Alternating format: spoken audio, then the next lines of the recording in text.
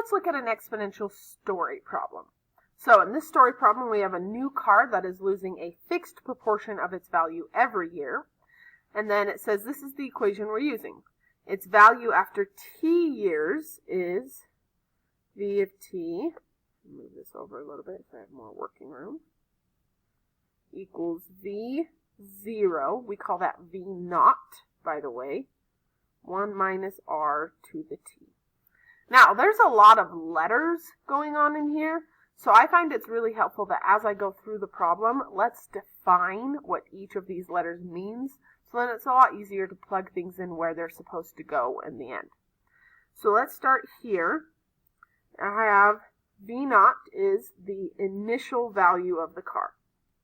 So this one is the initial value. Then I have r is the proportion of yearly loss.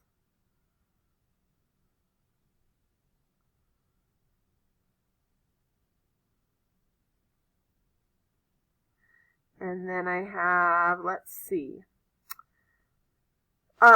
There's t is how many years have passed. And it says, let's see, what do we think v of t is going to be? If v naught is the initial value, then v of t is probably the final value of the car. So I have this equation. I've defined all of my different variables. I know what they mean. So it should be a little bit easier to come in here and plug them in as I read through the rest of the equation, the rest of the problem. Now this is a problem I noticed that a lot of students tend to struggle with, is breaking a story problem down into pieces like this. A lot of you will just read the whole story problem and then get overwhelmed by all the things that are happening and can't break it down into little pieces. So I find that defining them is something that helps me with that. So now let's read the last sentence and plug in what we know. It says, if the car was bought initially for $25,000, so that is going to be my v naught. That's how much it was bought initially for.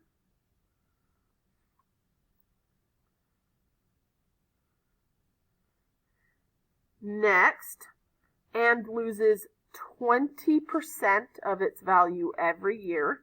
So that's going to be my rate, proportion of yearly loss, but I'm not going to put it in as 20 because that's a percentage. So I'm going to put it in as a decimal. And then it says, after how many years will it be worth $10,000?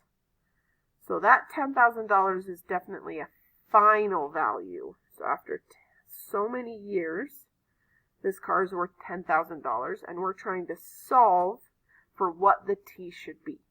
How many years does it take for this car to drop from $25,000 to $10,000? So I've got this, I've broken it down all into pieces, so I plugged everything into the right place. Now let's simplify this. First thing I'm going to do, 1 minus 0.2, and just change that to 0.8 to the t. And now you'll notice that this is an awful lot like the equations we started out solving in class. So if this is a single exponential, I probably want to start by getting the exponential by itself.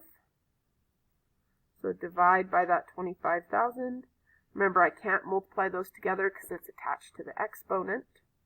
So I get 10/25, which is 0.4, equals 0.8 to the t. Now at this point, I can't get 0.4 to be a base of 0.8, so I can't use 1-to-1. However, I could change the form. So log base 0.8, 0.4 comes here, t comes over there, they flip.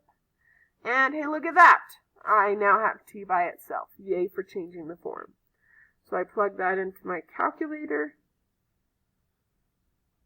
and I get about a little more than 4 years.